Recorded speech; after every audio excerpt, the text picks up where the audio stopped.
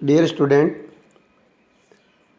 बेटा हमने ये तीनों पार्ट 4 पार्ट तो यहाँ पढ़ लिए हैं, लेकिन इनकी भाषा की बात और कल्पना वाले जो क्वेश्चंस हैं उनको भी हम समझ लेते हैं। यहाँ देखिए, भाषा की बात पहले पार्ट से है। हरे हरे पुष्प पुष्प, यहाँ पर एक ही शब्द एक ही अर्थ में आया है, पुनरावृत्ति हुई है, यानी कि दोबारा आया है। अब कविता में जो ये हरे हरे पात, पात का मतलब पत्ते। अब हरे हरे शब्द युग्म, युग्म का मतलब होता है जोड़ा। अब जोड़े का मतलब होता है एक से अधिक हो गए हैं ना, एक से अधिक जोड़ा है तो इसका मतलब है कि वो एक से अधिक हो गया।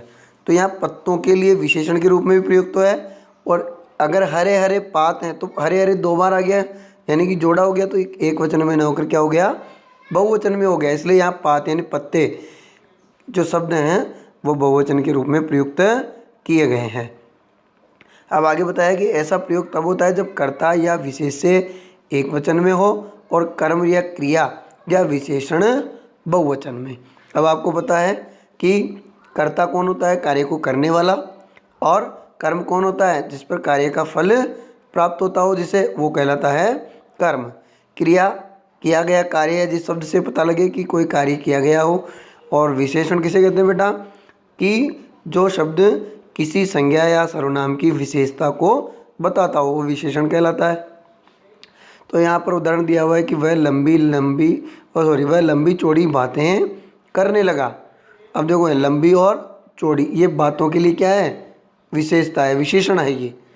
तो कविता में एक ही शब्द का एक से अधिक अर्थों में प्रयोग होता है। जैसे 3 बेर खाती थी वे 3 बेर खाती है। इसमें बेटा देखो यमक अलंकार है। इसमें जब कोई शब्द वापस रिपीट होता है और उसका अर्थ अलग होता है तो ऐसी स्थिति में वहाँ पर यमक अलंकार माना जाता है। यहाँ बेर शब्द 2 बार आया है। इसमें एक बेर शब्द का अर्थ तो है समय, कि 3 टाइम जो खाना खाती थी वो अब 3 बेर खाकर काम चला रही है। ये भूषण का लिखा हुआ है बेटा, कि महाकवि भूषण है, उन्होंने शिवाजी की और छत्रसाल की वीरता का बखान किया था। तो ये दोहा जो है ये वहीं से लिया गया है। इसमें ये कहा गया है कि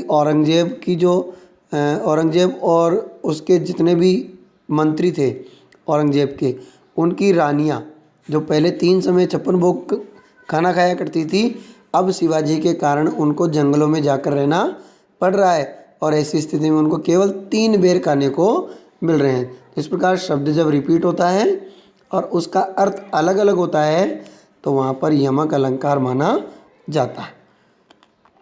देखो आगे बताया, कभी कभी उच्चारण की समानता से शब्दों की पुनरावृत्ति का भी आभास होता है। जैसे दोनों एक प्रकार के शब्द, जैसे मन का और मन का।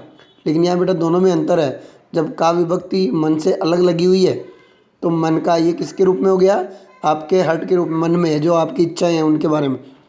और मनका का मतलब होता है मोती, वो जो माला के मोती होते हैं वो उनका अर्थ होता है मनका।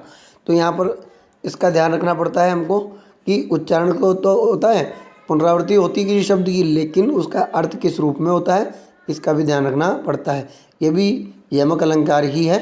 यहाँ शब्द को तोड़ने पर भी सबंग अलंकार होता है, इसलिए यहाँ पर सबंग यमक है।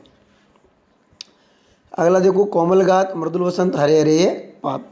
अब इसमें देखो, संज्ञा सर्वनाम की विशेषता बताने वाले शब्द को हम क्या कहते हैं, विशेषण। और ये जो जिसकी विशेषता बताते हैं वो कहलाते हैं विशेष से।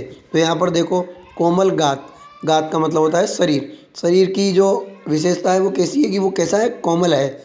इसलिए गात तो यहाँ पर विशेष होगा और कोमल यहाँ पर विशेषण होगा।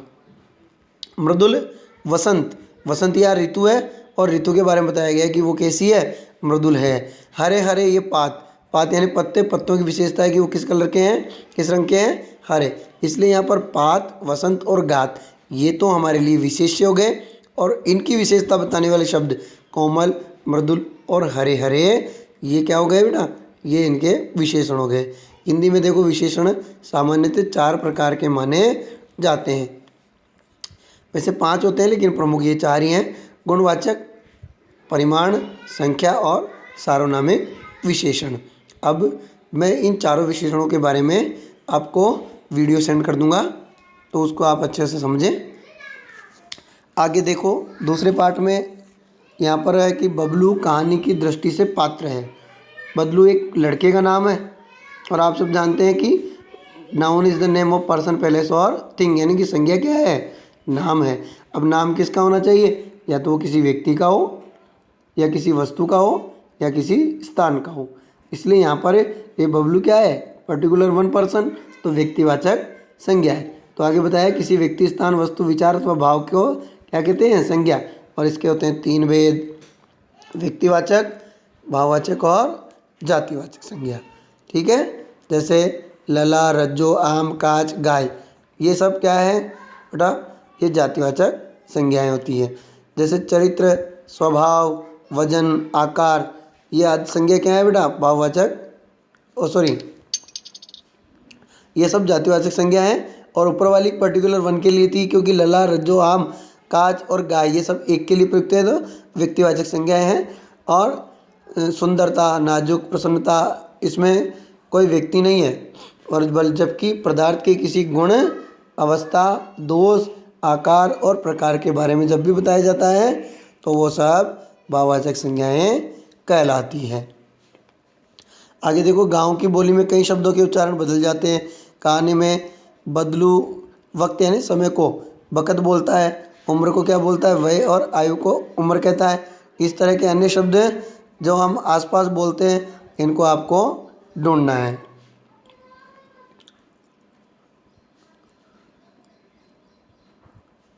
आगे देखो, भाषा की बात, ये पार्ट 3 का होगा।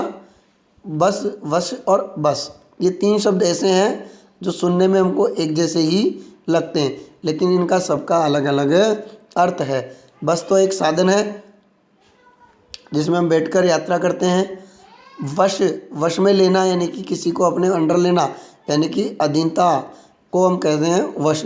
और बस जब कोई किसी कार्य की अधिकता हो जाती है तो हम कहते हैं ना, बस बस बस बस करो भाई, अब मत बोलो। ठीक है ना, बस यानी कि रोकने के लिए।